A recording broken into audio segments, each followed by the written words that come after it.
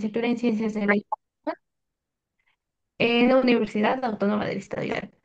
Nuestro trabajo lleva por título La colaboración entre la familia y la escuela, un enfoque para promover la diversidad y la inclusión. Estamos formando parte de este noveno congreso y el propósito de este ensayo es analizar la importancia de la unión entre la familia y la escuela como base para la educación que sea más justa, equitativa e inclusiva, considerando sus aportaciones teóricas y su relevancia actual en la práctica docente. Como en resumen abordamos que la familia representa el primer entorno socializador del individuo, que es ahí donde los niños aprenden normas, valores, hábitos y formas de convivencia que marcarán su desarrollo integral. A partir de ello se plantea que la escuela no debe funcionar de manera aislada, sino de manera que sea un trabajo colaborativo entre familias y que se reconozca que ambas comparten el mismo objetivo de bienestar y la formación del estudiante.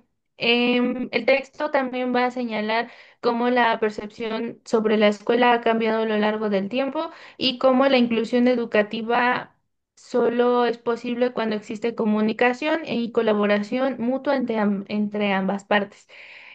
Finalmente, se concluye que esta alianza entre familia y escuela puede transformar la práctica pedagógica, fomentando la diversidad y la empatía y la justicia social. Ahora, bueno, como dije, la familia es el primer entorno de aprendizaje donde se forman los cimientos efectivos y morales del niño.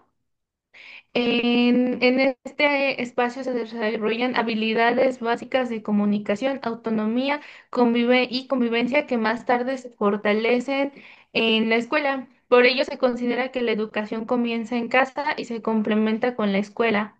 Ambos espacios son fundamentales y deben actuar en colaboración y no en sustitución de uno o del otro. Como menciona López, los docentes necesitan comprender la realidad familiar de sus alumnos para adaptar las estrategias pedagógicas que respondan a sus necesidades individuales o de su contexto. De esta manera, la escuela no se convierte en un espacio que reconoce las diferencias culturales, emocionales y sociales, potenciando el desarrollo integral de los estudiantes. Cuando hay una comunicación efectiva entre docentes y familia, los aprendizajes se vuelven más significativos, se reduce la deserción escolar y se fortalece el vínculo con la institución.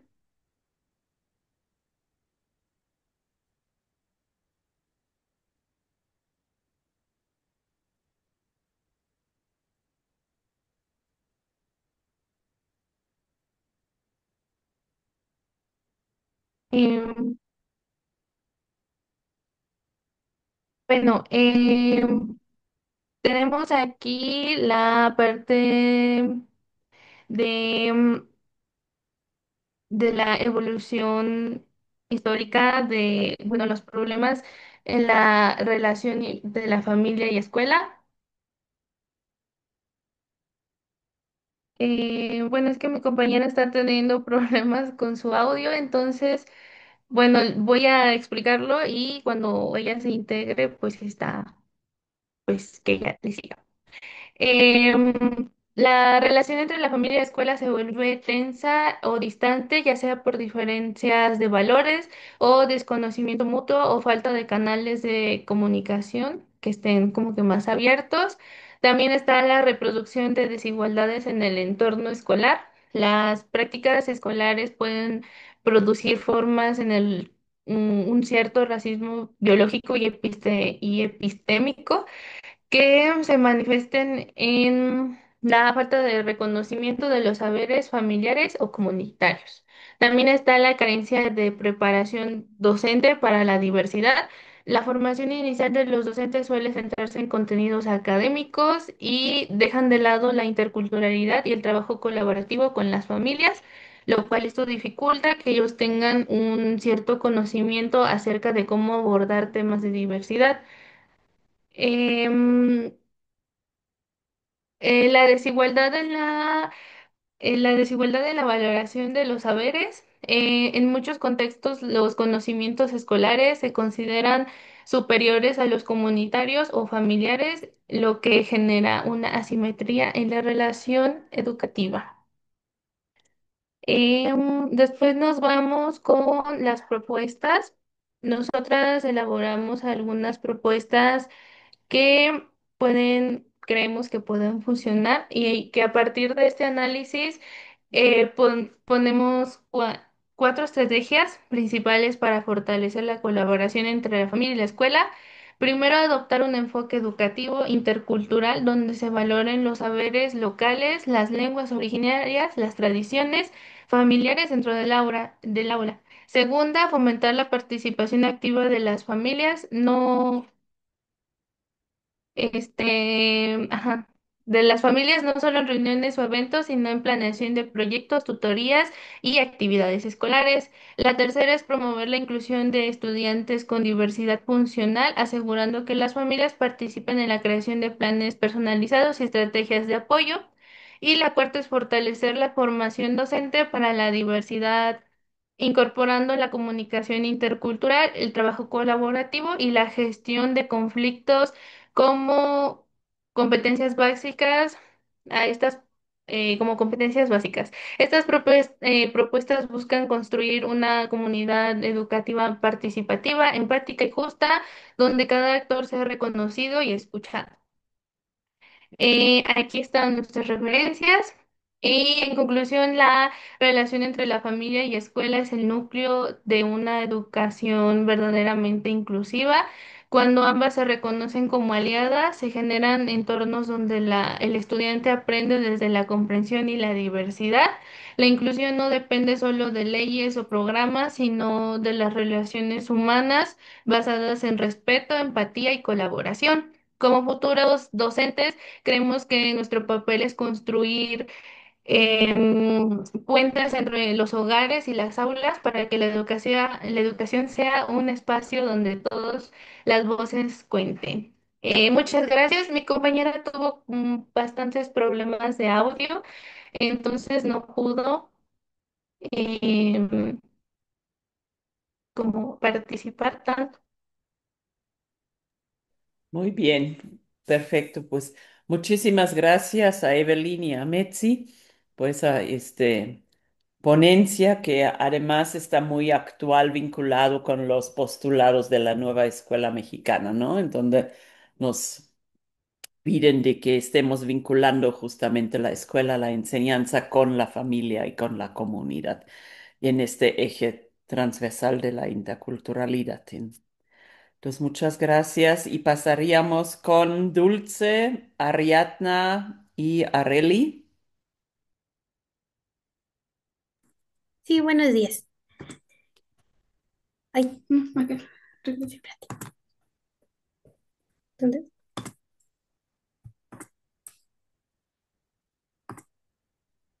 Y ya se ve mi pantalla, perdón. Ya, Ah, aquí. Bueno, buenos días. Nosotros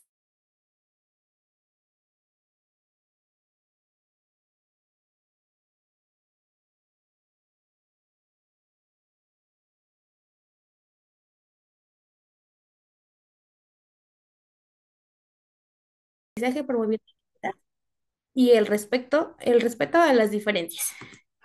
Eh, Primero, hablamos sobre el derecho a la educación como un principio fundamental establecido en el artículo tercero de la Constitución mexicana y en la Ley General de Educación. En el artículo 61 mencionamos se menciona que la educación inclusiva consiste en un conjunto de acciones que son utilizadas para prevenir, identificar y reducir e eliminar barreras que impiden la participación y el aprendizaje de todos los educandos. Cuando hablamos de diversidad, no únicamente nos referimos a estudiantes con alguna discapacidad, sino también a estas diferencias culturales, sociales, económicas y cognitivas, que cada niño o niña llega al aula con diferentes experiencias y contextos distintos que el docente debe reconocer y valorar. De acuerdo con el Museo de la Memoria y la Tolerancia del 2025, la diversidad se manifiesta en la pluralidad de las identidades, valores, costumbres y creencias. Por eso es fundamental que el profesorado tenga una mirada abierta y empática para responder a las necesidades individuales, Además de que hoy en día la tecnología tiene un papel muy importante en la enseñanza y tanto en docentes como alumnos se encuentran influidos por ese entorno digital. Esto representa nuevas oportunidades, pero también desafíos para mantener una educación inclusiva y equitativa. Y bueno, continuando con la idea anterior, la educación inclusiva busca que se garantice a todos los estudiantes, sin importar sus condiciones o características, para que puedan participar plenamente en el aprendizaje. Aquí tenemos que la UNESCO 2022 plantea que la inclusión educativa implica eliminar esas barreras que existen no solo en el currículum, sino también en las estrategias de enseñanza y la cultura escolar.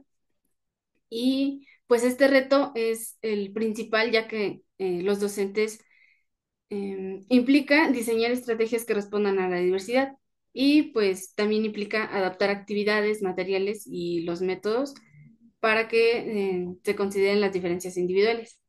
Tenemos que Amador 2015 menciona dos tipos de diversidad que suelen presentarse en el aula. Tenemos la diversidad funcional, que puede ser física, virtual, auditiva, intelectual, psíquica o la neurodiversidad. Y encontramos las condiciones con el trastorno del espectro autista, la dislexia y el TDAH. También tenemos que pues trabajar en el aula diversa requiere de esa sensibilidad, creatividad y sobre todo de formación.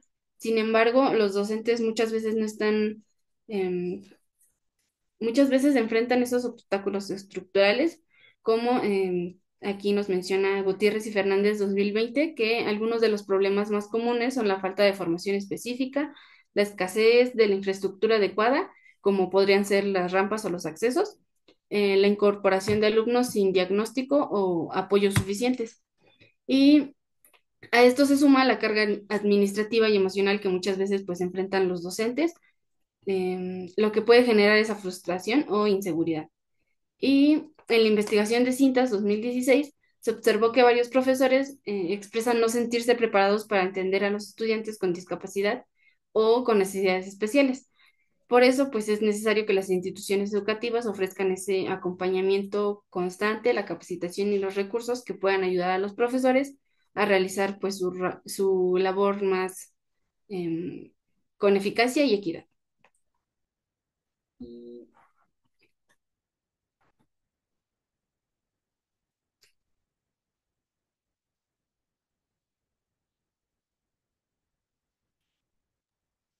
¿Ya terminaron? Falta em, una. Disculpe, Ah, es que me falla un poquito el internet. Finalmente, es importante recordar que la inclusión escolar no es solo una votación legal, sino una oportunidad para construir una sociedad más justa y consciente. El garantizar el derecho a la educación en igualdad de condiciones significa reconocer y valorar las diferencias como parte del aprendizaje colectivo. Es por ello que el profesorado tiene un papel clave, porque esto es quien convive directamente con la diversidad y puede transformar esas diferencias en fortalezas para el aula. Sin embargo, la inclusión no solo será posible si se fortalecen los procesos de formación docente, si se promueven políticas educativas claras y si se ofrecen recursos materiales y humanos suficientes. La educación inclusiva no debe verse como un ideal, sino como una realidad alcanzable. No es solo integrar a quien es diferente, como comentaba mi compañera anteriormente, sino que es construir espacios donde todos tengan voz, participación y oportunidades de aprender. Solo así podremos avanzar hacia una educación verdaderamente equitativa, respetuosa y solidaria con la diversidad que caracteriza a nuestra sociedad actual. y eso sería todo de nuestra parte. Muchísimas Tienes todo. Muchas gracias. gracias por Muchas gracias, Cool. Areli, Dulce y Ariadna, por esta exposición, que justamente los profesores son los que a los que se les exige luego ustedes pongan atención en la diversidad y nadie pregunta cómo se sienten con ello, ¿no? Pasamos al grupo 3. Ya está Héctor García, Rodríguez García, Fanny o Ricardo. ¿Está alguien de ellos aquí? Y ya estamos aquí. Bueno, va. Entonces, pasan ustedes. Tenemos que apretar un poquito el tiempo, realmente ajustense a los 5 minutos porque si no, no vamos a poder terminar.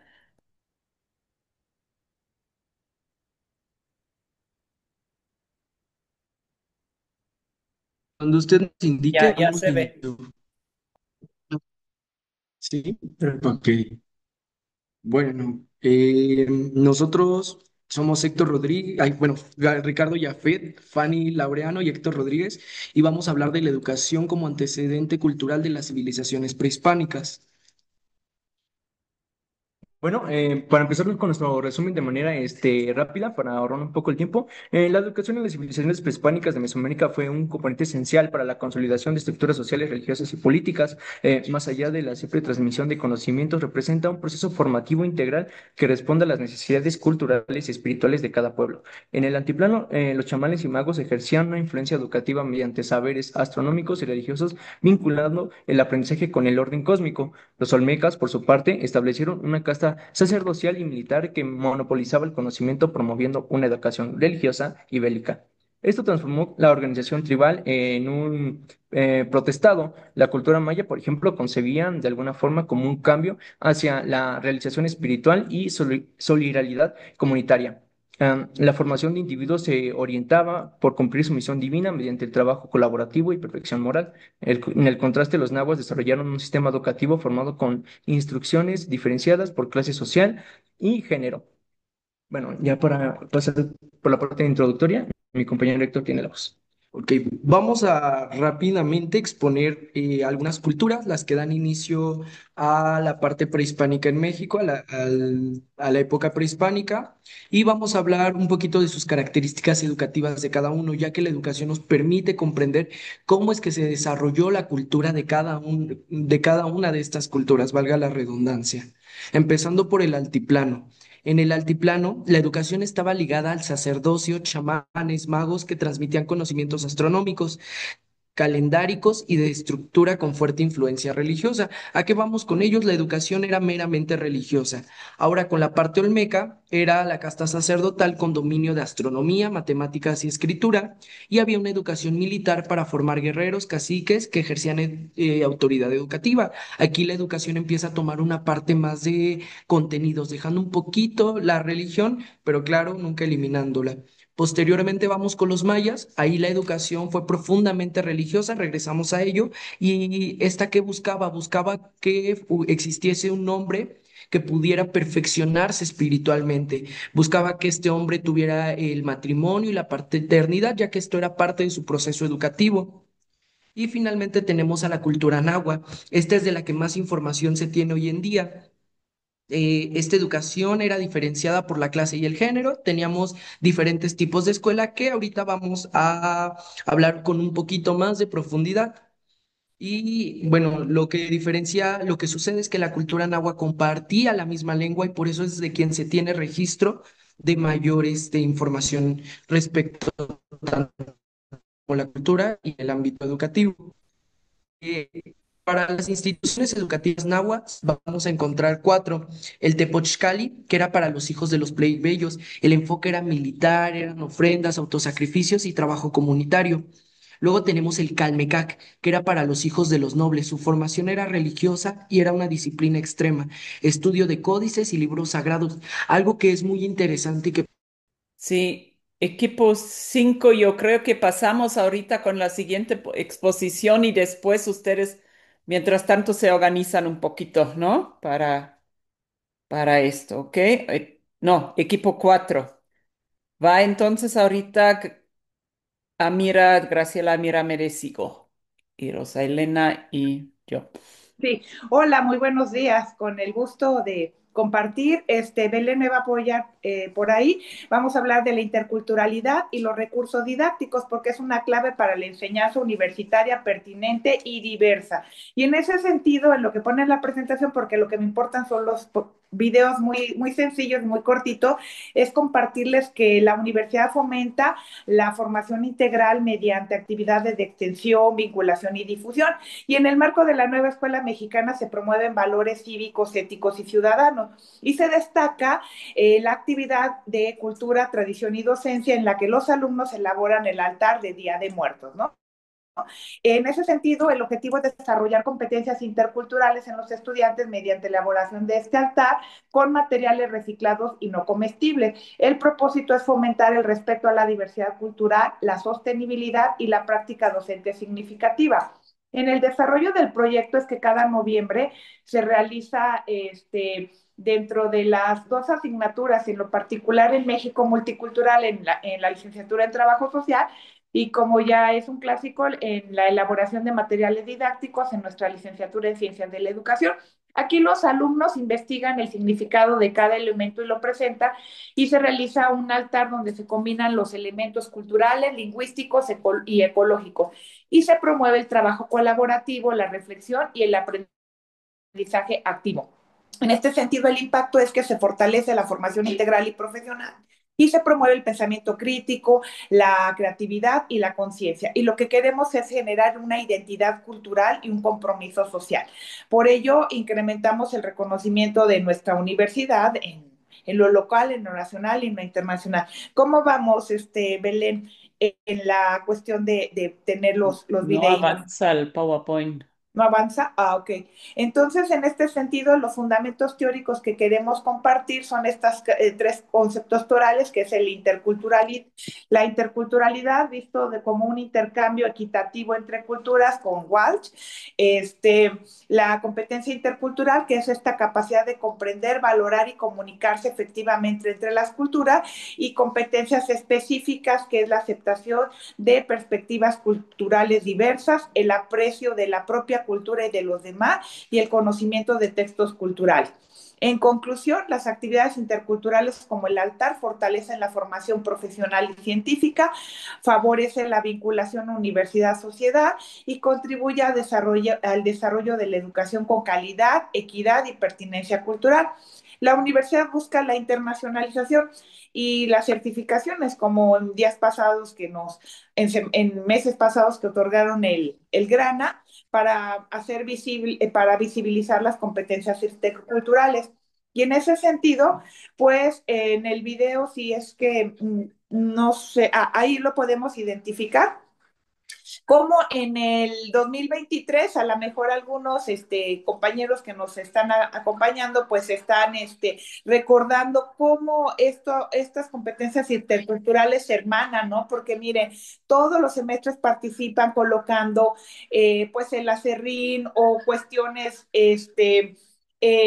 que quieren compartir, y en ese sentido, pues en trabajo social se ha expuesto en lenguaje de señas y también en náhuatl. Y aquí en educación, pues ya está haciendo una preparación con bastantes meses. Ahí podemos identificar lo que ocurrió en el 2023. Si gustas adelantarlo, en el 2024 tuvimos, como siempre, la participación de toda la licenciatura, y donde trabajaron con diferentes materiales como acerrín, la flor de cempasúchil, y cómo fueron decorando sus puertas, sus catrinas, y sobre todo la investigación para poner en cada uno de los pisos los elementos típicos. Y si la adelantas, la última, por favor, en la del 2025, como también otras asignaturas, pues por ahí, miren, estamos identificando, participaron y pusieron a toda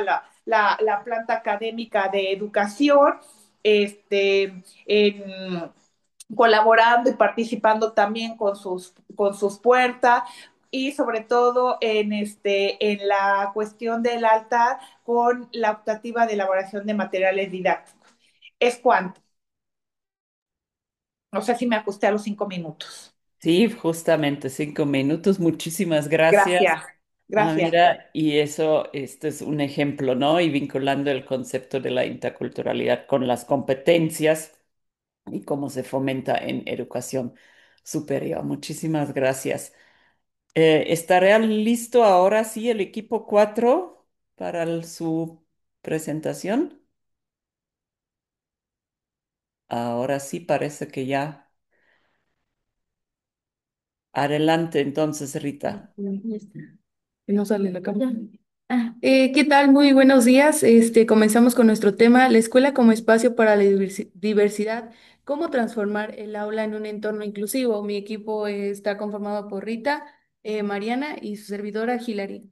Iniciando con nuestro resumen, la escuela como espacio fundamental para la formación integral enfrenta el reto de responder a la diversidad de las sociedades actuales. La educación inclusiva exige repensar el aula, transformándola de un mero lugar de transmisión de conocimientos a un entorno que acoja, valore y potencie las diferencias individuales, culturales y sociales de los estudiantes. Reflexionar sobre esta transformación permite no solo identificar las limitaciones de los modelos tradicionales, sino también proyectar estrategias que promuevan la igualdad de oportunidades, la justicia social y el respeto por la diferencia.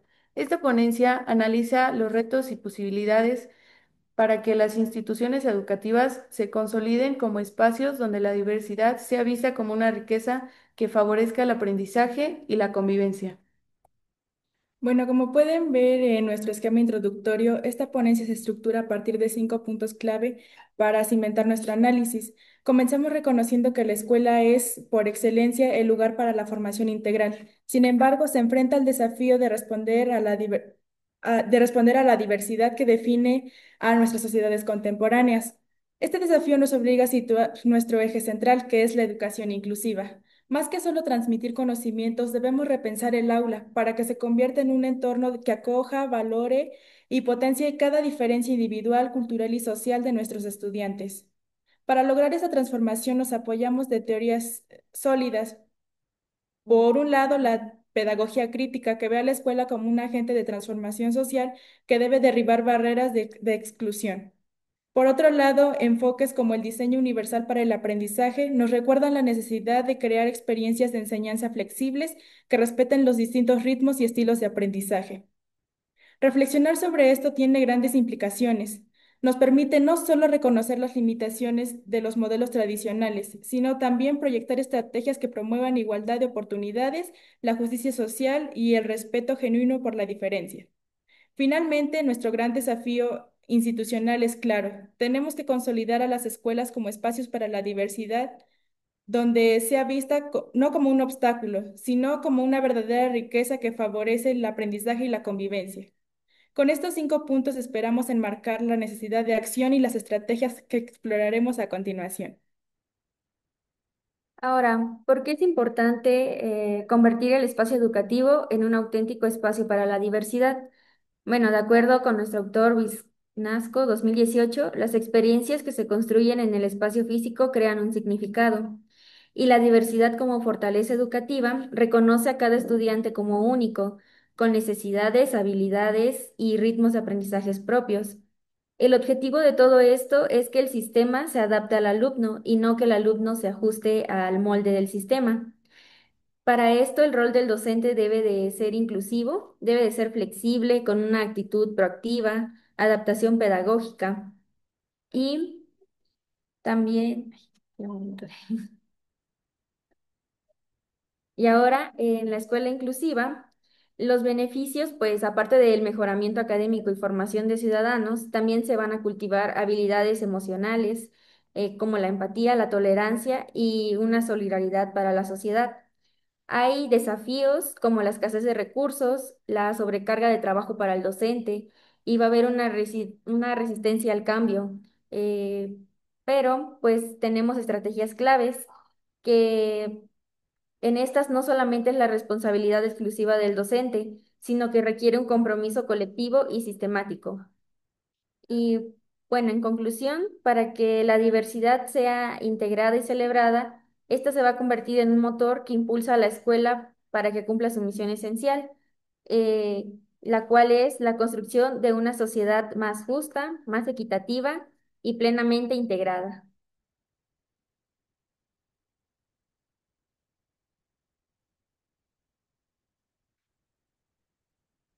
Eso es todo. Déjame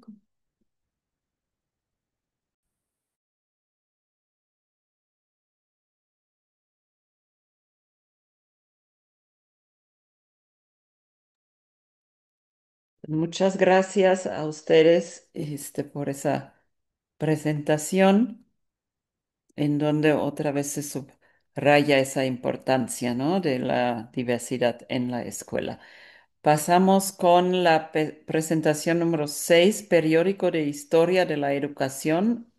Jimena, Aileen, Alexa, Alicia, ¿están? Entonces vamos con la 7, el grano de oro. Perdón, es que yo soy del periódico, pero no es con esos compañeros. Yo soy hasta el ¿Eh? 8, me parece. No. El periódico, ¿verdad? Periódico de historia de educación, pero son otros. De hecho, no te tengo aquí en la lista de esa sala, Mm,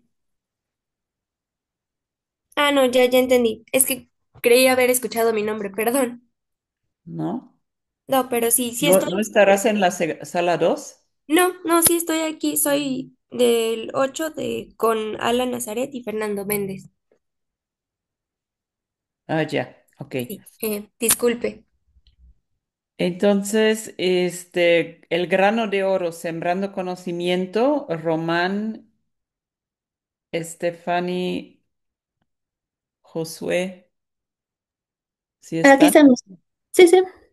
Ok. Nuevamente les compartimos la presentación.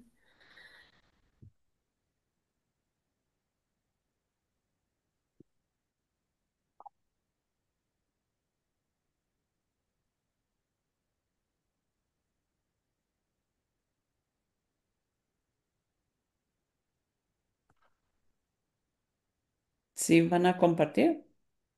A ver, Ya se ve. ¿ya? Ok.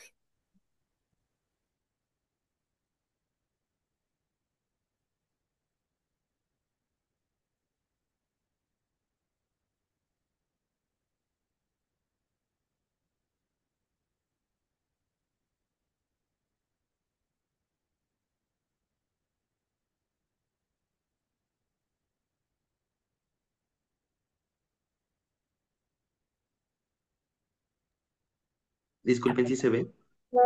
Sí, sí se ve, Ok. por favor.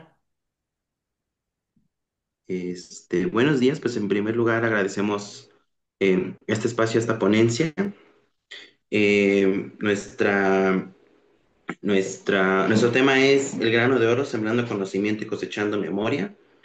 Mi nombre es Román Martínez Jiménez y en conjunto con mi compañera Estefania Aguilar Valencia, mi compañero Joshua Aarón Alonso Jerónimo, hicimos este ensayo, con el cual pudimos trabajar, finalmente, crear un periódico.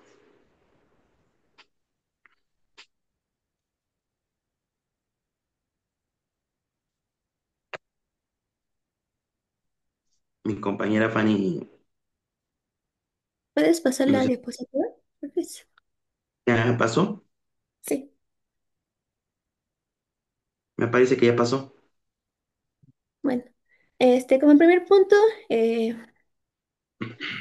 tenemos la pregunta, ¿cómo concibe la educación las culturas prehispánicas? Bueno, este, las últimas décadas, los estudios antropológicos y filosóficos han demostrado que la educación prehispánica no fue, improvisada ni meramente utilitaria. Por el contrario, respondió a modelos estructurados de socialización, promoción ética y transmisión, sobre todo cultural. Los olmecas, mayas y aztecas crearon instituciones, métodos, valores educativos que, aunque sean distintos entre sí, compartieron un principio central y creo que es muy importante, que es la educación como proceso comunitario, espiritual y moral.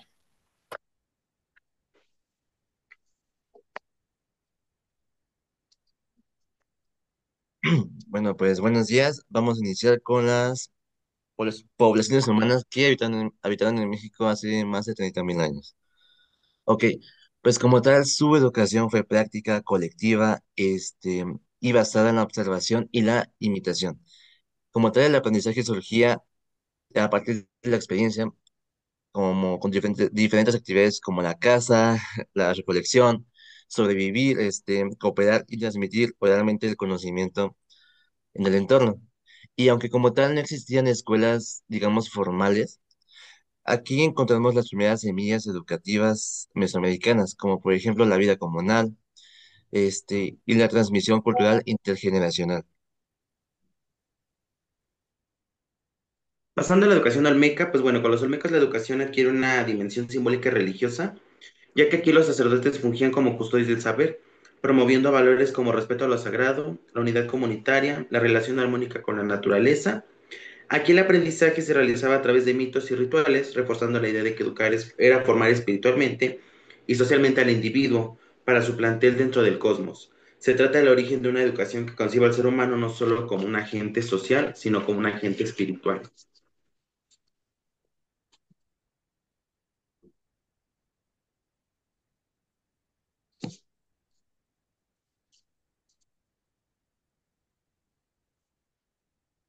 Fanny. Voy. Ay. Bueno, pasamos a ay, perdón, a la educación maya. En la civilización maya observamos un proceso educativo un poco más complejo. Los mayas desarrollaron conocimientos avanzados en lo que es matemáticas, astronomía, escritura jeroglífica y arquitectura. La educación era diferenciada por estrato social. ¿Qué quiere decir? Que los hijos de los nobles se formaban en saberes científicos y religiosos, mientras que el pueblo aprendía oficios y normas comunitarias. Aquí es donde emerge el ideal del ser humano íntegro, disciplinado y conocedor del orden natural y divino. Para los mayas, saber era comprender el universo y sobre todo vivir éticamente, dentro de él.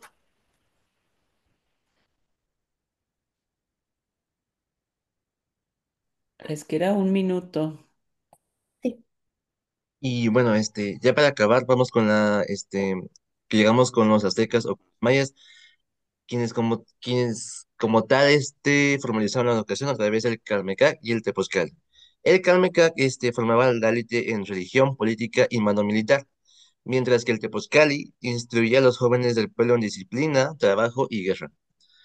Como tal, este sistema enfatizaba en lo que es el servicio a la colectividad, la disciplina, el honor y la obediencia y también el valor moral del esfuerzo.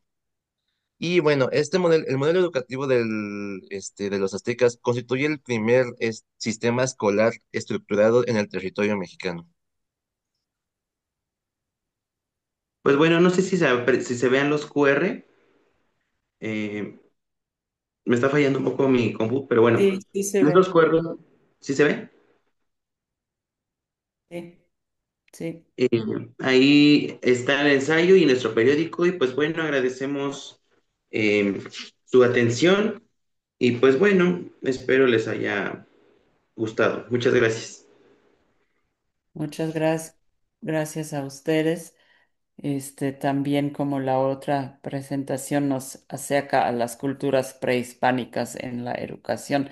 Y creo que la siguiente también es de ese mismo tema de la educación prehispánica con Alan, Fernando, Alicia y Vanessa. ¿Sí están?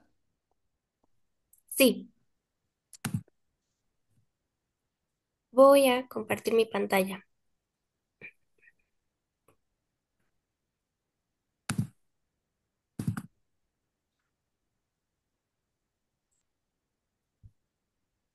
¿Sí se puede ver mi pantalla? Todavía no. Ya. Ok. Bueno, pues muy buenos días a todos. Mi nombre es Alicia Isabela Portillo Herrera y junto con mis compañeros Fernando y Alan hicimos este periódico titulado El Archivo del Saber, que pues como propósito tiene mostrar la educación a lo largo del tiempo, desde las primeras civilizaciones hasta la época actual. Principalmente buscamos reunir información que reflejara cómo las diferentes culturas y pueblos han evolucionado y entendían más bien la enseñanza según sus costumbres, sus religiones, su organización social, así como sus creencias. Sobre todo porque queríamos lograr conectar el pasado con el presente, ya que comprendemos que muchas de las bases del aprendizaje que hoy para nosotros son totalmente comunes tienen raíces en civilizaciones antiguas. Elegimos por tema conocer el origen y la evolución de la educación, ya que esto nos ayuda a valorar lo que hoy tenemos como estudiantes, porque aprender sobre lo que enseñaban y cómo enseñaban antes nos hace reflexionar cómo los avances, los retos y la importancia de seguir aprendiendo, pues es una herramienta para mejorar nuestro futuro.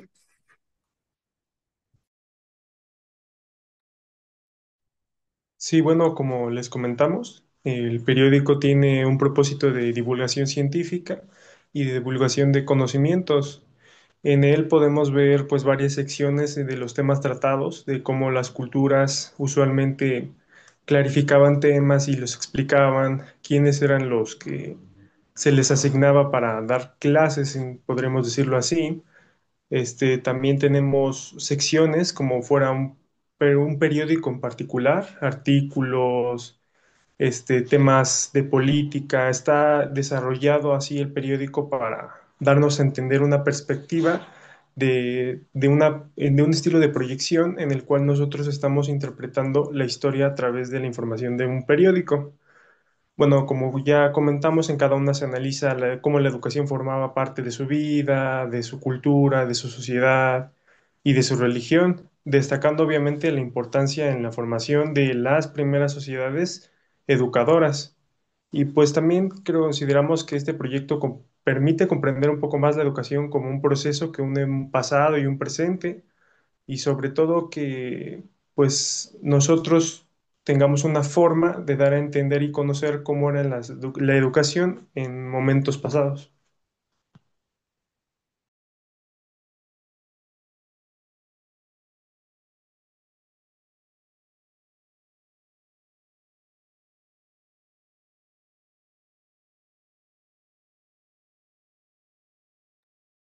Muy Ay, bien. disculpe. Terminar. Em, pues también, para concluir, pues este proyecto nos permitió sobre todo comprender que la educación pues no solo consiste en adquirir conocimientos, sino en formar personas con valores, identidad y sentido de comunidad. Em, a lo largo de nuestra investigación pudimos ver que desde las civilizaciones más antiguas, enseñar significa mucho más que transmitir información, porque implicaba preparar a los individuos para convivir, para respetar su entorno y para contribuir al bienestar colectivo, que es algo que estamos viendo mucho ahorita en la nueva escuela mexicana. El trabajo nos ayudó a reconocer que aunque la educación ha cambiado con el paso del tiempo, su esencia sigue siendo la misma, aprender a mejorar y pues para mejorar la vida y fortalecer la sociedad. También descubrimos que muchos de los principios educativos actuales, como la cooperación, la responsabilidad y el respeto, tienen su origen en, pues, prácticas de los pueblos antiguos. En lo personal, esta experiencia fue muy, muy, muy valiosa porque nos permitió unir el conocimiento histórico con la práctica y sobre todo reconocer cuánto tiempo nos tomó volver a ese tipo de prácticas. Em, y al compartir lo aprendido con otras personas y a reflexionar sobre nuestro propio papel como estudiantes. En resumen, podemos decir que la educación es un legado que nos conecta con nuestras raíces y nos impulsa hacia el futuro. Y como dice nuestro lema, al principio de este periódico, el pasado no se olvida, se aprende. Aquí tenemos nuestras referencias y eso sería todo por nuestra parte. Muchísimas gracias. Y como tú bien dices, o sea, este vínculo hacerlo entre lo prehispánico y lo actual, la retomando la nueva escuela mexicana, que en algunos aspectos, pues justamente también se basa en toda esa larga experiencia educativa en otros espacios. Muchas gracias y pasaríamos a prevención de adicciones con María de Jesús Hernández y Martín Enrique Nevado. Buenos días, ¿me avisas si se ve la pantalla, por favor? One moment, please.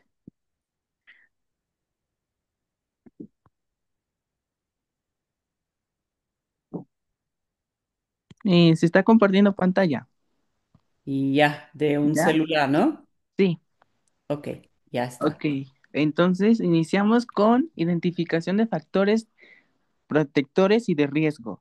Como introducción tenemos que la identificación de factores de riesgo y protectores es clave para entender cómo influyen distintas condiciones en la vida de las personas. Este proceso permite anticipar problemas, reforzar recursos positivos y orientar acciones que favorezcan el bienestar en la familia, la escuela y la comunidad. Este, espérate, ayúdame. Mi compañera va a explicar qué son los Eh, factores de riesgo. Claro. ¿Qué son los factores de riesgo? Son condiciones, características personales o del entorno que aumentan la vulnerabilidad de una persona o desarrollos conductas adictivas, consumo de alcohol, tabaco, drogas ilegales, juegos de azar, tecnología, entre otras. No son causas directas, sino probabilidades, mientras que los factores de riesgo se acumulen, mayor será la posibilidad de iniciar o mantener el consumo. Bueno, si se presentan en diferentes niveles como biológicos y genéticos, que es predisposición hereditaria al consumo o adicciones, en psicológicos, que es la baja tolerancia a frustración, depresión, ansiedad y falta de autocontrol, y en familiares, que son padres ausentes, estilos de crianza permisivos o autoritarios extremos, consumo de sustancias en el hogar, y escolares y sociales, que es la presión de grupo, deserción escolar, violencia, exclusión, pobreza, disponibilidad de drogas. Ahora pasamos con los factores protectores. ¿Qué son? Son recursos internos y externos que ayudan a resistir la prevención de consumir o afrontar los riesgos de manera positiva. Funcionan como un escudo frente a las adicciones. Estas no garantizan inmunidad, pero sí reducen significativamente la probabilidad de consumo. Se relacionan con la fortaleza personal, los vínculos familiares y sociales y la espiritualidad. Como condiciones o recursos que disminuyen la probabilidad de consumo en individual, tenemos autoestima sana, manejo de emociones, resiliencia, capacidad de tomar decisiones responsables y sentido de vida. En lo familiar tenemos acompañamiento afectivo, comunicación clara, normas y límites con amor y convivencia positiva.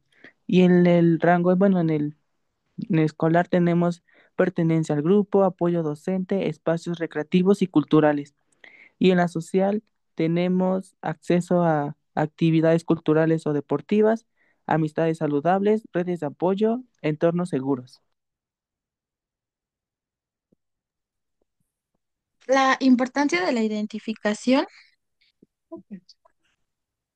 mm, la prevención temprana permite detectar vulnerabilidades antes de que el consumo inicie. Intervención focalizada ayuda a diseñar estrategias específicas para cada contexto, ya sea familia, escuela o comunidad, así como la promoción de la salud integral no solo evita adicciones, sino que fortalece el bienestar físico, emocional y Una espiritual de las diapositiva y personas, llevamos dos. especialmente en jóvenes. En estrategias de prevención a partir de la identificación tenemos educación y concienciaciones, que es informar sobre los efectos de las sustancias adictivas y las consecuencias de su uso. Y tenemos identificación temprana, que es implementar programas de atención que permitan identificar a personas sin riesgo de desarrollar adicciones. Y en actividades recreativas y deportivas tenemos ofrecer alternativas saludables que ocupen el tiempo libre y promuevan un estilo de vida activo, alejando a las personas de las sustancias. Y tenemos también apoyo psicológico, que es proveer acceso a servicios de salud mental para tratar problemas emocionales que puedan predisponer a las adicciones. Y por último tenemos redes de apoyo, que es crear grupos de apoyo en la comunidad que ofrezcan un espacio seguro para compartir experiencias y recibir orientación. Como otro subtema tenemos el desarrollo de la resiliencia como factor protector. ¿Qué es la resiliencia? La resiliencia es la capacidad de enfrentar situaciones adversas, superarlas y salir fortalecido. Se considera un factor esencial para prevenir el consumo de drogas, ya que ayuda a las personas a resistir la presión social y a sobreponerse a entornos difíciles. Y estrategias para fortalecer la resiliencia, tenemos proveer la confianza en sí mismo y la autoaceptación, fomentar la capacidad de establecer metas y perseverar en ellas. Y tenemos enseñar a manejar emociones negativas, ansiedad, frustración, enojo, de manera constructiva. Y tenemos que reforzar redes de apoyo, que son las familiares, escolares y comunitarias. Y por último, tenemos que valorar las experiencias negativas como oportunidades de aprendizaje.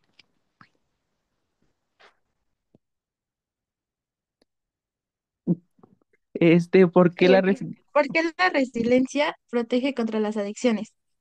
Esta aumenta la tolerancia a la frustración. Las personas resilientes manejan mejor la ansiedad y el estrés, evitando recurrir a sustancias como escape. Favorece la toma de decisiones conscientes. Quienes son resilientes saben decir no ante la presión del grupo. Genera autoconfianza. Al superar retos, las personas confían más en sus capacidades y son menos vulnerables al buscar aprobación externa mediante conductas de riesgo.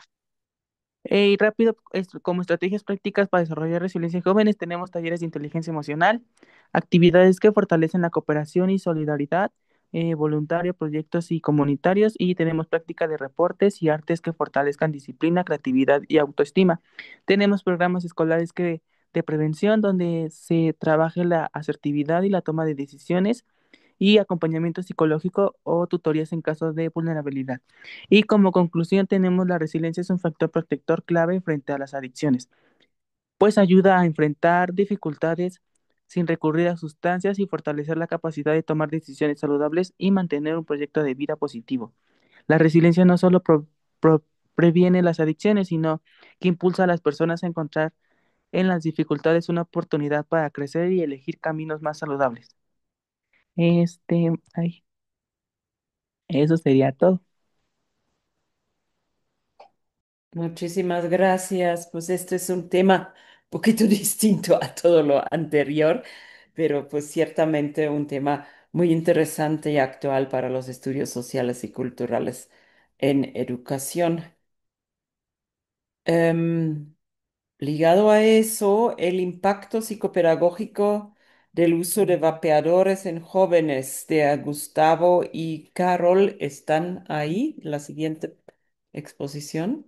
Buenos días, sí. Sí, por favor.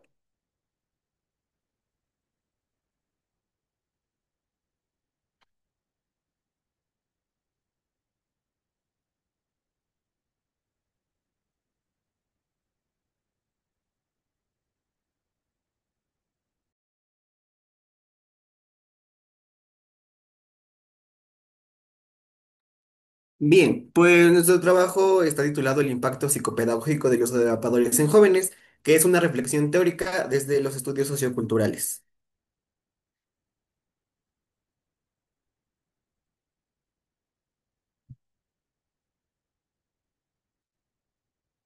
Y pues este trabajo es presentado por un servidor Gustavo y mi compañero Carol.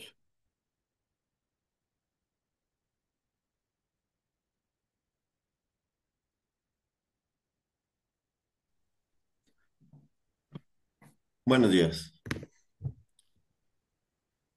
El vapeo se ha convertido en una práctica común hoy en día entre muchos adolescentes y niños que ya empiezan a tomar todas estas prácticas. Afecta la salud física, la atención y la convivencia que todos tienen en el aula escolar. Este análisis combina enfoques psicopedagógicos y socioculturales.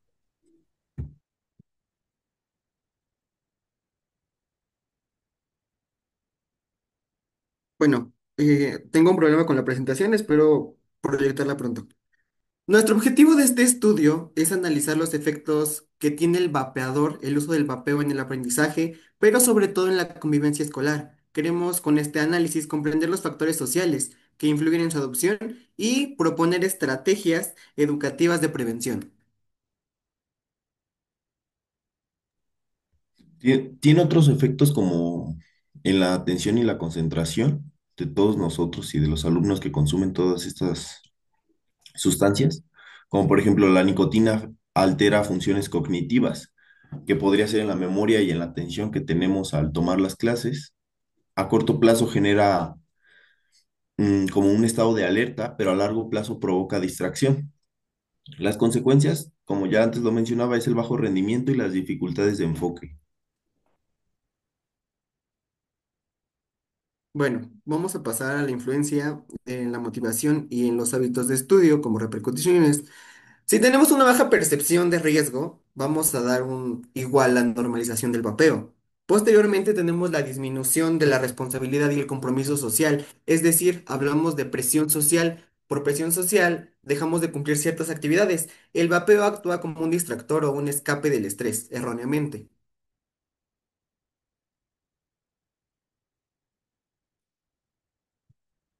Para poder pasar a el impacto en la convivencia y en las relaciones sociales. Regularmente esto surge por la presión social y el deseo de aceptación. Es decir, tenemos un grupo de alumnos, un grupo de estudiantes y siempre va a haber una persona que está excluida de todos. Entonces, por pertenecer a este tipo de grupos, va a aceptar vapear en este caso, como para no generar esta exclusión social y no tener estos conflictos entre compañeros. Y posteriormente, si esto no sucede o si esto no se replica, vamos a tener un deterioro en el clima escolar y en la cohesión entre compañeros por esta negación. Seguimos con las estrategias educativas y de prevención, que pues podrían ser programas de sensibilización sobre riesgos del vapeo, que tengan más en claro lo que estas sustancias es lo que nos provoca a nosotros como estudiantes, la educación socioemocional y la autorregulación de los alumnos, espacios de diálogo entre estudiantes, familias y docentes. Vamos a pasar a nuestro último apartado para ir cerrando este tema breve. Como conclusiones, tenemos que el vapeo tiene repercusiones en el rendimiento y en la convivencia. Tenemos algo por rendimiento académico, con un bajo promedio posiblemente, por este tipo de repercusiones que tiene el vapeo. Como mencionábamos anteriormente, el vapeo afecta mucho a la memoria. Tenemos como conclusión también que la intervención educativa es clave para la prevención. Lejos de prevención, considero que la palabra correcta es concientización. Concientizar a nuestros estudiantes acerca del riesgo que va a tener tanto para su salud física como para el ámbito social el vapear o el pertenecer a este tipo de grupos para así que nosotros desde las aulas, como futuros licenciados en ciencias de la educación, podamos promover hábitos saludables para fortalecer la atención y la motivación desde los ámbitos sociales, culturales, pero sobre todo desde el ámbito personal. Por eso nuestro enfoque va relacionado con la psicopedagogía. Y bueno, por nuestra parte eso ha sido todo. Muchísimas gracias por el espacio y dejamos nuestras referencias. Muchísimas gracias. Yo creo que es un tema muy actual que hace unos años ni siquiera era como estaba sobre la mesa, ¿no? Esta temática. Pasaríamos con procesos de transmisión de saberes en la producción textil de Belén Acosta.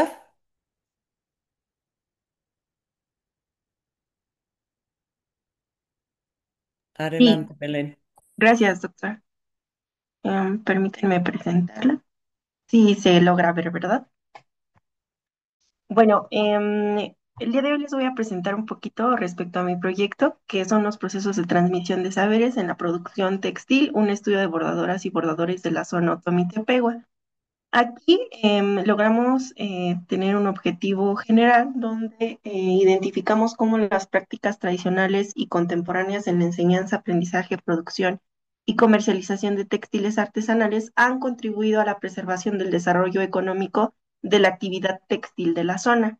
Em, Se realizó una búsqueda bibliográfica donde efectivamente existen falta de estudios que expongan tanto las estrategias y la organización que utilizan estas bordadoras dentro de la zona. La presente investigación pues documenta y analiza los procesos de transmisión de saberes bajo tres dimensiones, que es la educativa, la social y la económica, donde se pretende lograr observar las dinámicas cambiantes de lo tradicional a lo contemporáneo y el impacto en el desarrollo económico de la región.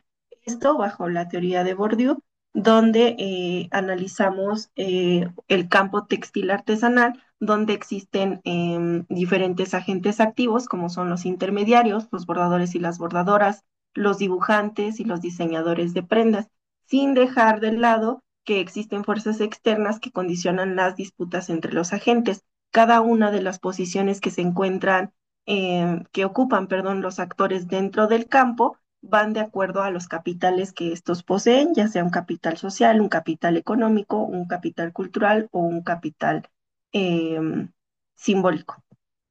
Em, Aquí podemos observar en cuanto a la dimensión de educación, la transmisión de saberes, vamos a encontrar las bordadoras y bordadores y a los dibujantes, donde ambos se encuentran dentro de la educación informal, donde a través de la observación ellos aprenden. En el caso de las bordadoras, pues es de manera gradual, desde tareas un poco más fáciles hasta tareas un poco más complejas. Y dentro de los dibujantes, pues observamos que ellos nos dicen que a través de la facilidad del dibujo es que ellos están aprendiendo. En ambos casos tenemos un aprendizaje intergeneracional que se da desde las personas mayores hasta las personas más jóvenes. Sin embargo, en el caso de las bordadoras, pues es un aprendizaje bidireccional, ya que se da desde los más jóvenes hasta los más adultos también, que sería como el caso contrario. Es un aprendizaje familiar, pero también en el caso de las bordadoras es comunitario, ya que alguno de los informantes nos menciona que ella le enseña a sus vecinos. Y pues bueno, ambos igual se transforman a las nuevas demandas. En cuanto a la organización de la producción textil, pues tenemos que al principio pues se observaba como una organización muy básica, donde pues pensábamos que había como una cabeza y que existía una organización como tal. Sin embargo, es una organización aún más compleja, donde tenemos relaciones homólogas, donde tenemos relaciones directamente con los consumidores y donde también esta organización se ve más compleja dentro de una comunidad. También este sistema de relaciones sociales, económicas y culturales mantienen una estructura como tal dentro del campo, del campo artesanal que queremos investigar. Hay roles que también son diferenciados y también cada uno de estos agentes posee un capital que se especializa y que mantiene una posición dentro del campo. Como parte final, tenemos que las estrategias de comercialización, pues principalmente se vende a través de los intermediarios, pero estos son canales de comunicación entre consumidores y productores. También las redes sociales en este momento fungen como un canal abierto para la comercialización. También la negociación de precios se abarca según la complejidad y la cantidad, y la demanda de prendas se adapta a las necesidades comerciales. Entonces, pues esta es una parte de lo que yo analicé. Estas son mis referencias y muchas gracias.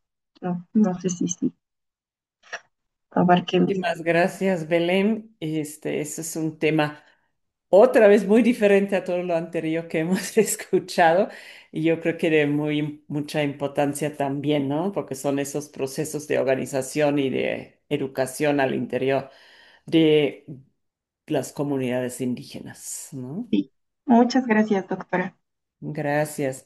Pasaríamos con Diana Camila Morales sobre alfabetización en adultos de comunidades indígenas. Seguimos en esta lógica de comunidades indígenas.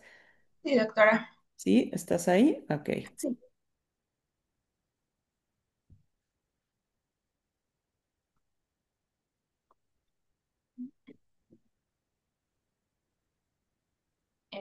Ya se ve mi presentación. Sí, sí. Ok. Bueno, pues mi tema es la alfabetización en adultos de comunidades indígenas, un análisis documental para el diseño de una estrategia de enseñanza contextualizada en pueblos rurales del estado de Hidalgo. Bueno, como planteamiento, propongo que en los pueblos indígenas la alfabetización involucra una dimensión política, es decir, la lengua, cultura, identidad y poder. En México persiste una brecha grave, ya que el 14.6% de adultos indígenas siguen en alfabetismo versus el 4.5% no indígenas, según datos del Coneval 2022. El problema no es técnico, sino estructural. Por las políticas centralistas, los modelos homogéneos y poco pertinentes para la diversidad cultural. Bueno, también quiero resaltar esta pequeña oración, frase: la alfabetización es un derecho fundamental y clave para la participación social, empoderamiento y ejercicio de la ciudadanía. Para el estado del arte, son investigaciones en Latinoamérica que coinciden en los programas tradicionales fallan cuando imponen métodos rígidos y descontextualizados. Retomo tres autores principalmente. El primero es de Perú, es Bataller y Ballester, eh, ellos dicen que los métodos homogéneos generan exclusión y abandono y que los enfoques culturalmente situados logran mejores aprendizajes. Esto quiere decir que, pues, exactamente cuando los métodos que se contextualizan, pues son ¿cómo se llama? Pues mejor abordados y mejor aceptados por las comunidades. En México, Hernández Vite dice, en comunidades nahuas la alfabetización mejora cuando se respeta cultura, lengua y tiempos. Porque, pues, esto quiere decir que justamente si nos adaptamos a la cultura y a las comunidades, vamos a tener una mejor aceptación tanto del método, así como mejores resultados de aprendizaje. Y Soto Hernández, 2020, la falta de alfabetización digital limita el acceso a servicios y oportunidades. Quise meter a este autor en el estado del arte, ya que pues se me hace importante que en una era tan digital como la que estamos, es importante enseñarle a los adultos indígenas que no solamente tienen que aprender a leer y escribir, ya que en la era en la que estamos ya nos pide como estar actualizados en cuestiones como tecnológicas. Para el marco teórico, recabo como los conceptos principales, que es la interculturalidad crítica, que busca el diálogo real de saberes, participación comunitaria y ruptura de relaciones de poder en el aula, Hernández Vite.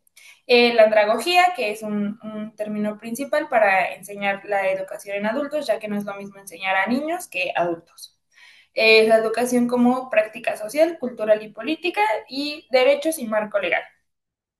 En el método, tengo un tipo de estudio de método mixto con un énfasis en análisis documental, con el objetivo metodológico de analizar experiencias, políticas, leyes y propuestas pedagógicas nacionales e internacionales sobre la alfabetización indígena. El enfoque es hermenéutico interpretativo y estoy realizando la técnica de revisión sistemática y crítica de documentos. Actualmente llevamos 50 artículos de investigación en revisión, de los cuales la mayoría son cualitativos. Conclusiones preliminares. Conclusión 1. Los sistemas de alfabetización indígena no están contextualizados a las comunidades.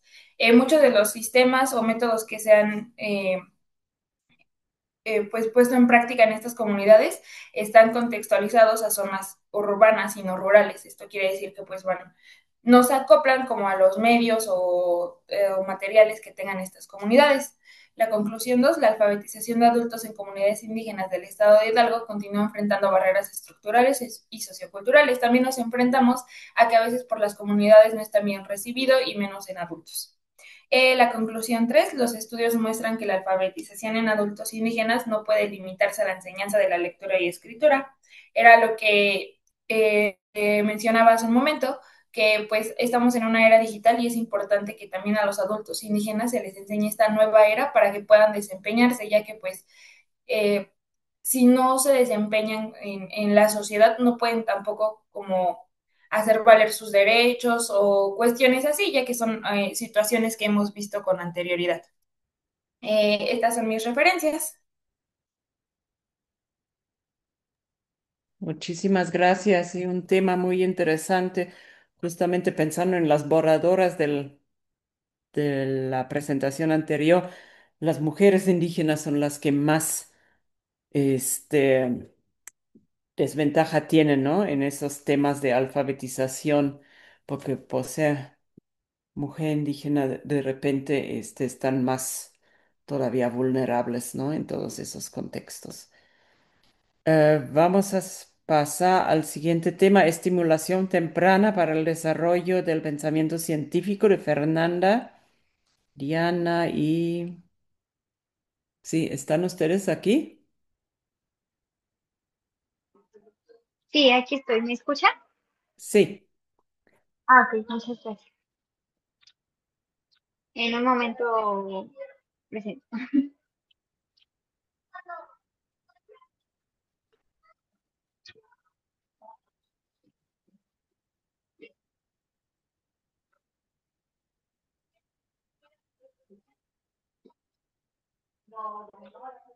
No se ve la presentación, como que no.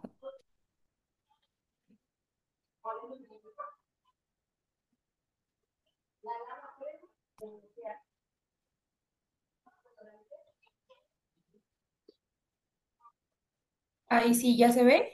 No.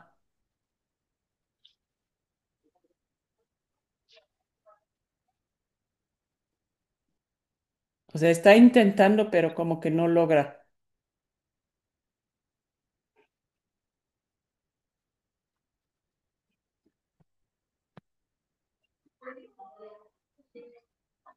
¿Ahí ya es visible o todavía no? Nada.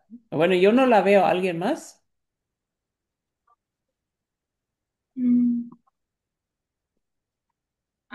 si quieres, empieza a ver y ya ahorita soluciono lo de la presentación. Ok. Sí, Eh, o vamos al último, que pasen ellos primero. Diana Roldán. bueno, sí, sí, que si no, que pase. Sí, Diana Roldán, sí, sí está, sí la veo. Hola, buenos días, sí. Sí, podrías pasar tú ahorita y ya después, las compañeras, ¿ok? Sí, claro que sí. Ok. Déjenme presentar.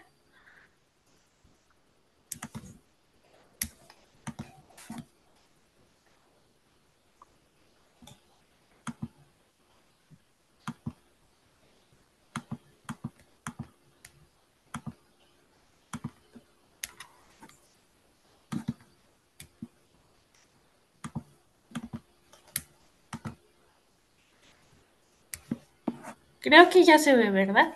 No, se ve. Ah, ahora sí. Sí. Bueno, buenos días, Pero se mucho ve la gusto. pantalla también, o sea, como que está doble esto, lo que, no sé. Ok, ok. Sí, Ya, ya ahora se ve sí. bien, ¿verdad? Buenos días, mucho gusto. Mi nombre es Diana Eli Roldán López, soy estudiante de la licenciatura en Ciencias de la Educación. Em, Me da mucho gusto estar participando en este noveno Congreso de Investigación.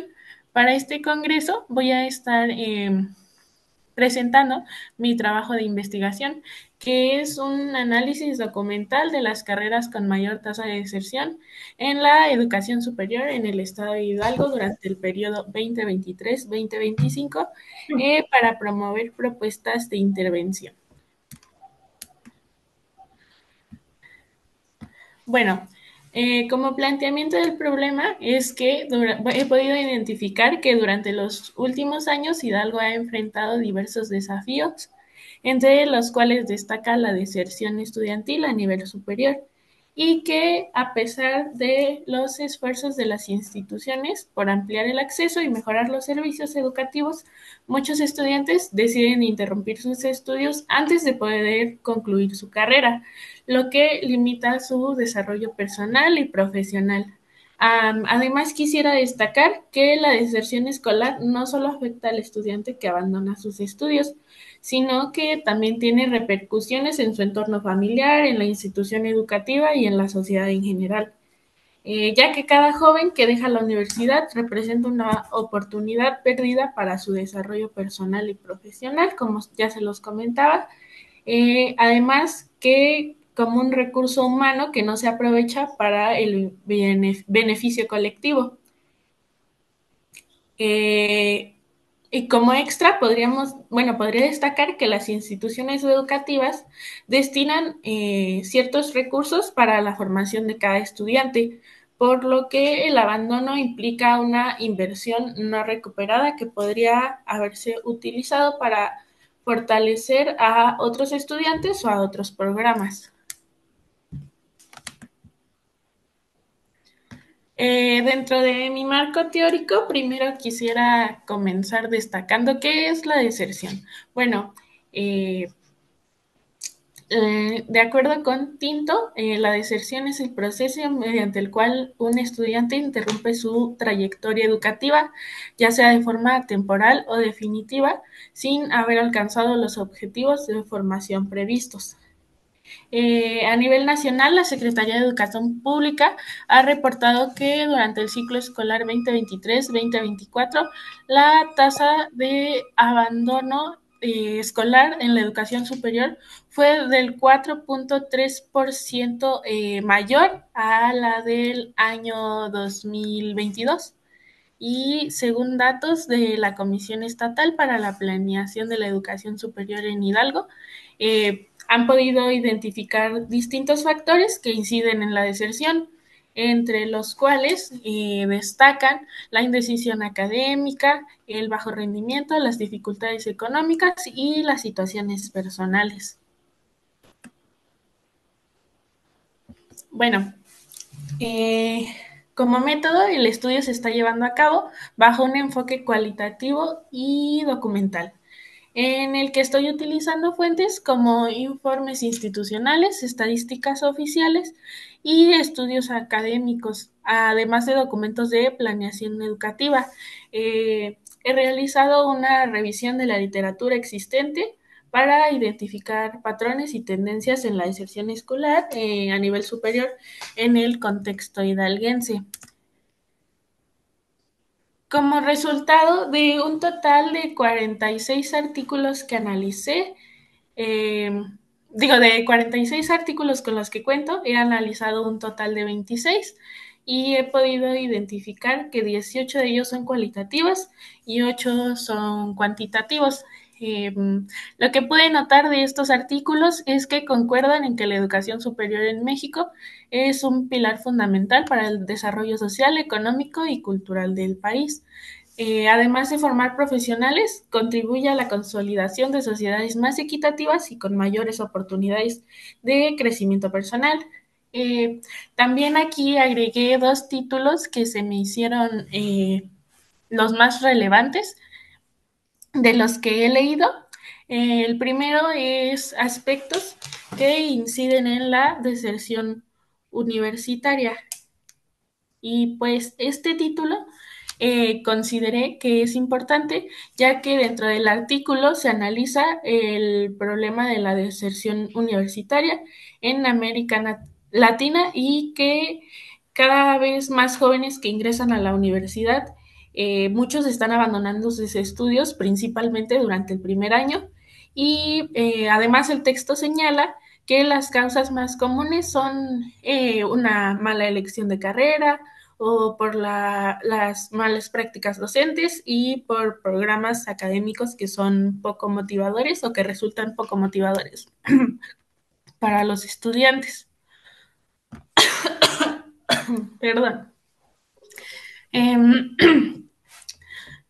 Finalmente, quisiera mencionar que en este estudio no solo busco describir el problema, sino que también quiero proporcionar una base sólida para la creación de propuestas de intervención que respondan a las necesidades actuales del contexto educativo en Hidalgo. Por lo que mi propuesta se orienta a realizar un análisis documental que permita analizar los factores comunes detrás del fenómeno para finalmente formular distintas propuestas de intervención contextualizadas que nos ayuden a reducir la tasa de deserción. Y pues creo que eso sería todo. Muchas gracias. No, muchas gracias a ti, Diana. Un tema igual muy importante porque la deserción en educación superior y como tú dices justo en primer semestre es de repente alarmante, ¿no? Sí, muchas gracias. Seguiríamos entonces, ahora sí están listos Fernanda y Diana para el equipo 13.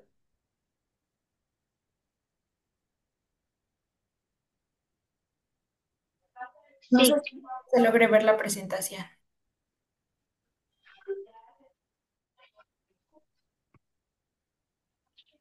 No, o sea, otra vez está como que sí quiere y como que no.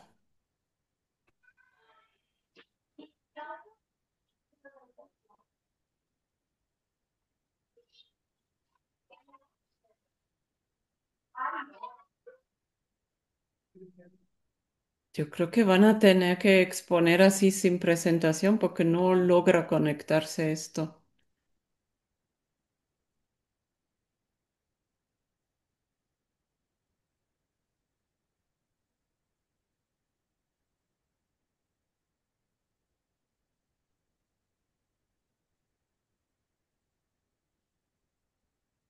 Sí, Fernanda y Diana, yo creo Eh, que tendrán que platicarlo así a capela. sí, sin problema. Ok, adelante entonces.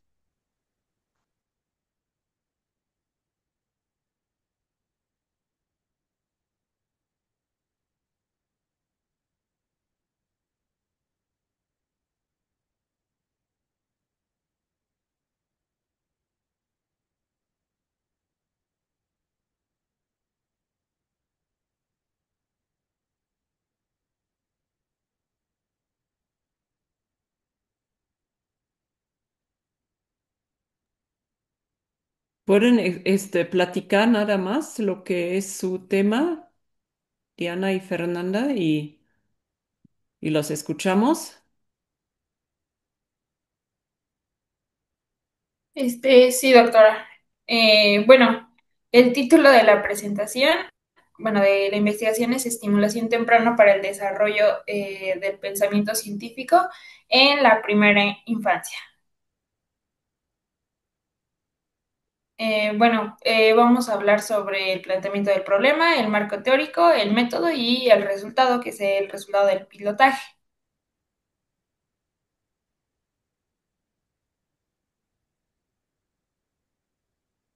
Bueno, la primera infancia es una etapa clave para el desarrollo humano, ya que se caracteriza por la alta plasticidad y sensibilidad del cerebro ante los estímulos de este periodo. Creo que ya se ve la presentación. Ándale, ahora sí. Ah, Disculpe, ¿sí me escucho? ¿Yo? Sí. ¿Me escucha? Ah, ok. Bueno, como mencionaba, tenemos cuatro ejes importantes para esta.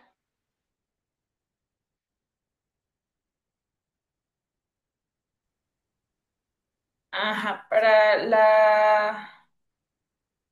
para esto, continúo con la introducción. El desarrollo humano se caracteriza por eh, la alta plasticidad y sensibilidad del cerebro antes de los estímulos. En este periodo, la estimulación temprana se vuelve esencial para potenciar el aprendizaje y las capacidades cognitivas. Este trabajo destaca la relación entre estimulación temprana y el desarrollo del pensamiento científico en la niñez, entendiendo que las experiencias tempranas favorecen la curiosidad, la observación y la exploración del entorno, bases fundamentales para el pensamiento científico. Como planteamiento principal, la exposición temprana y prolongada a pantallas digitales representan un nuevo desafío para el desarrollo infantil. Nos enfrentamos en una etapa a donde actualmente pues los niños cada vez están más cerca de la tecnología y es más fácil que un niño adquiera una tablet o un teléfono como para entretenerse. Eh, Como contraste, mientras la estimulación temprana favorece la interacción humana y con el entorno, el uso excesivo de pantallas se ha vinculado con problemas de atención, lenguaje y regulación emocional. Necesidad. Surge la necesidad, la urgencia de analizar cómo equilibrar las prácticas de estimulación tradicional con uso responsable de la tecnología para que ésta no sustituya, sino complemente los procesos educativos. Estado del arte. La investigación actual muestra un consenso sobre los beneficios de la estimulación, para lo cual se analizó alrededor de 7 artículos en los cuales destaca que Yaringaño 2023 demostró que la estimulación de la memoria de trabajo mejora la capacidad de resolver problemas aritméticos. Perdomo González, la estimulación potencia la creatividad, la flexibilidad cognitiva y la curiosidad, bases del pensamiento científico. Cangas Calderón, la neurociencia respalda que la estimulación favorece las conexiones sinápticas para el aprendizaje complejo. En el marco teórico tenemos conceptos principales que son la estimulación temprana, las bases neurocientíficas, el pensamiento crítico, el pensamiento científico en la infancia. Bueno, como concepto de la estimulación temprana es comprender acciones educativas orientadas a potenciar las capacidades innatas de los niños. Como bases neurocientíficas, los primeros años son un periodo de gran plasticidad cerebral. El pensamiento científico se desarrolla en la niñez mediante la exploración, la observación y la reflexión guiada y fortalece la atención, la memoria y la resolución de problemas, habilidades esenciales para el razonamiento lógico.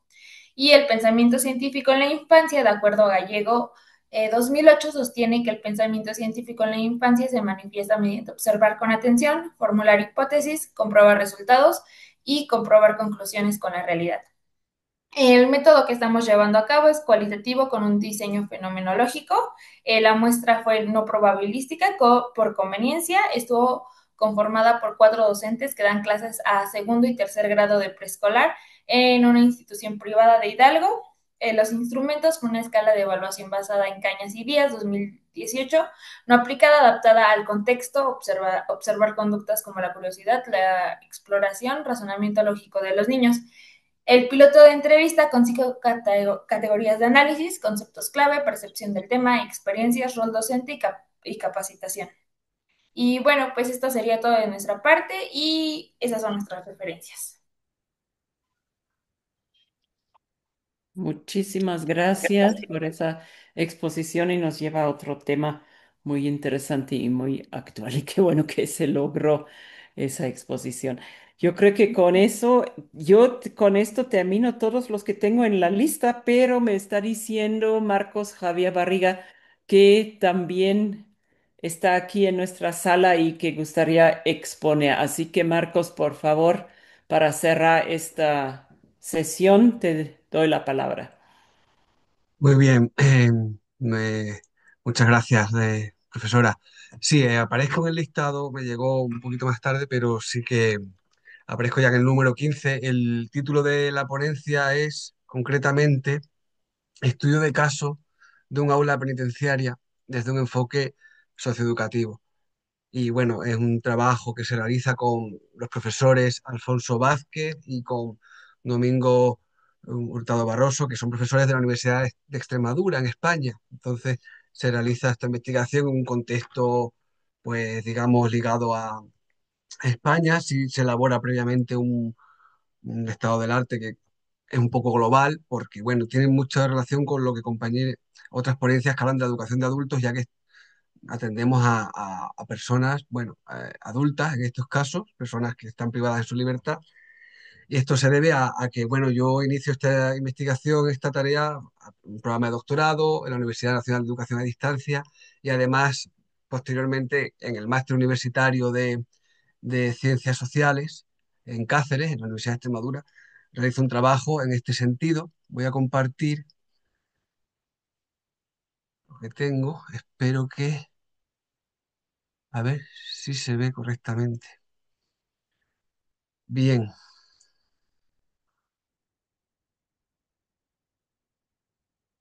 como inicio, a ver, esto es... Bueno, primero una pregunta general, ¿no? Partimos de algo muy elemental, muy básico, pero queríamos saber qué hablamos cuando hablamos, qué queremos decir cuando decimos educación. Hay referencias claras, ¿no? Hay autores que se han dedicado a lo largo del tiempo a valorar esto, ¿no? Se centra más o menos en su raíz latina, ¿eh? Por una parte se quiere criar, nutrir o alimentar, por otra parte se trata de extraer del individuo, sacar de él algún valor positivo, ponerlo en contacto, por ejemplo, con su vida social, con su comunidad. El educador puede aportar, aún educando en un rol pasivo, o bien el educador puede guiar y estimular.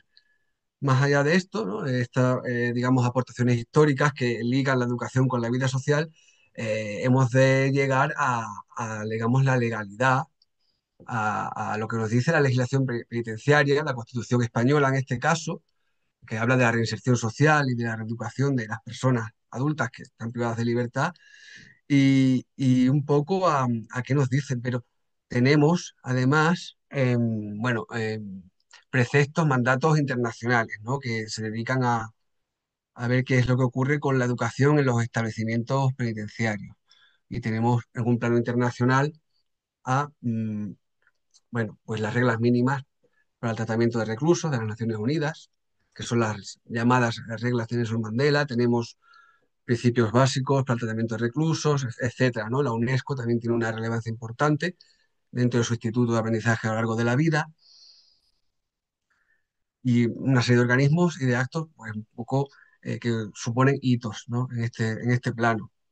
Nos dirá la UNESCO, bueno, que hay que atender a la persona en su globalidad como conjunto, ¿no? Y atender ese enganche con la sociedad.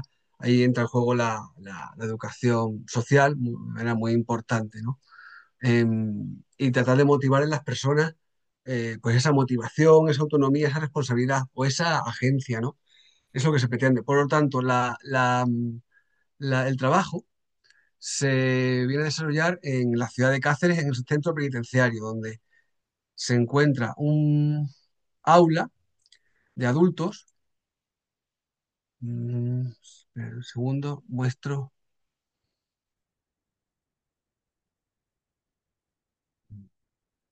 Bien, en este caso es un aula penitenciaria que se gestiona desde, bueno, desde el Centro de Educación de Personas Adultas de la ciudad de Cáceres, ¿no? Donde hay maestros docentes y hay diferentes niveles de,